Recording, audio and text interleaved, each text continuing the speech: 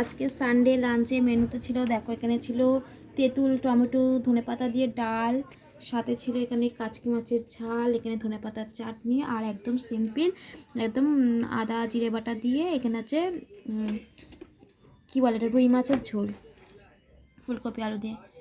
আজকে লাঞ্চের মেনুটা একদম সিম্পল ছিল সানডে।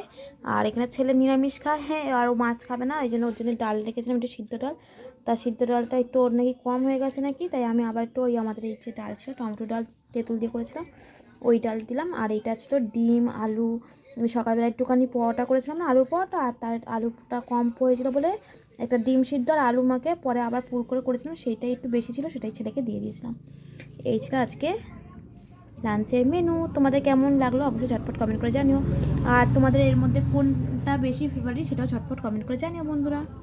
এই দেখো, তা ভিডিওটা শেষ করছি, ভালো লাগলে একটা লাইক কমেন্ট শেয়ার করে দিও, আর যারা আমার চ্যানেলটা নতুন দেখছো তারা প্লিজ বন্ধুরা সাবস্ক্রাইব করে দিও। বন্ধুরা বাই বাই, দেখা হবে নেক্সট ভিডিওতে। সবাই খুব ভালো থাকবেন, সুস্থ থাকবেন, আজকের মতো টাটা। আর সকালে দেখো আলুর পোয়াটা গুনে গুনে করেছিলাম, তাও এই দেখো এইটা বেশি হয়েছে, 4-5টা করা হয়েছিল, তাই এটা বেশি হয়েছে।